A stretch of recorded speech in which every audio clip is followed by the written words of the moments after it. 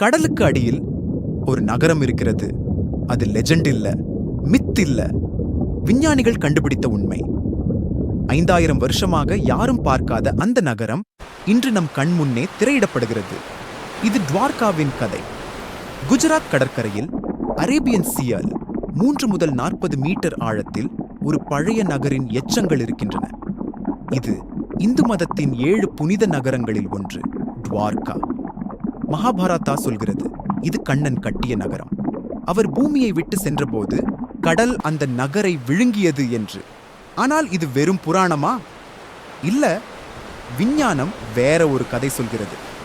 1930களில் தொடங்கியது தேடல். 1963 முதல் ஆர்கியாலஜிக்கல் எக்ஸ்கவேஷன் நடந்தது. ஆனால் பெரிய ஒன்றும் கிடைக்கவில்லை. திடீரென்று 1983 நடந்தது ஒரு அதிசயம். உள்ளூர் மீனவர்கள் ஒரு விஷயம் சொன்னார்கள். நாங்கள் வலை போட்டால் கல்லில் மாட்டுகிறது, பெரிய கல்கள் கடலடியில் இருக்கின்றன என்று. Archaeological survey of India and marine archaeological unit doctor S R. Rao தலைமையில் கடலுக்குள் இறங்கினார்கள். அவர்கள் பார்த்தது உலகையே திரும்பி பார்க்க வைத்தது. கடலுக்கு அடியில் இருந்தது என்ன தெரியுமா? 1.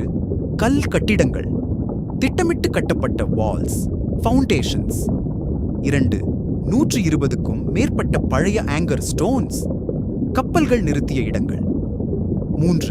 மண் பாத்திரங்கள், பாட்டரி ஃப்ராக்மெண்ட்ஸ், 3500 BCE முதல் மிடிவல் காலம் வரை. 4. இண்டஸ் வேலி சிவிலைசேஷன் ஆய் போன்ற சீல்ஸ். Doctor S R. ராவ் சொன்னார், இந்த கண்டுபிடிப்பு கண்ணனின் வரலாற்றை நிரூபிக்கிறது. மகாபாரதம் ஒரு ஃபிக்ஷன் இல்ல, அது ஹிஸ்டரி.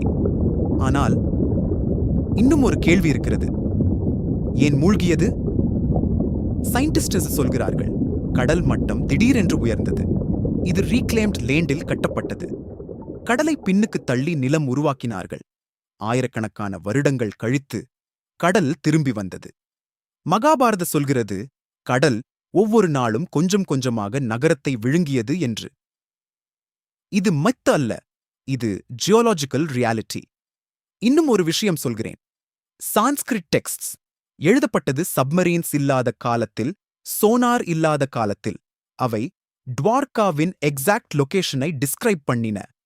மாடர்ன் ஆர்கியாலஜி கண்டுபிடித்தது அதே இடத்தில். எப்படி? 2000 வருடங்களுக்கு முன்பு எழுதிய ஒரு மனிதன் கடலுக்கு அடியில் இருக்கும் நகரத்தை எப்படி டிஸ்கிரைப் பண்ண முடிந்தது? அவர்கள் பார்த்தார்களா? அல்லது வேறு ஒரு வழியில தெரிந்து கொண்டார்களா? இந்த கேள்விக்கு இன்னும் விடையில்லை. டுவார்கா இன்னும் முழுமையாக எக்ஸ்கவேட் ஆகவில்லை. கடலுக்கு அடியில் இன்னும் எத்தனை ரகசியங்கள் இருக்கின்றனவோ யாருக்கும் தெரியாது. இந்த சேனலில் இந்தியாவின் ஒவ்வொரு மூலையிலும் இருக்கும் மறைந்த வரலாறுகளை நான் சொல்லப் போகிறேன். நெக்ஸ்ட் வீடியோவில் இதைவிட அதிர்ச்சியான ஒரு இடம் பற்றி பேசுவோம். சப்ஸ்கிரைப் பண்ணி பெல் ஐகான் பிரஸ் பண்ணுங்கள், ஒரு கதையும் மிஸ் ஆகாமல் இருக்க.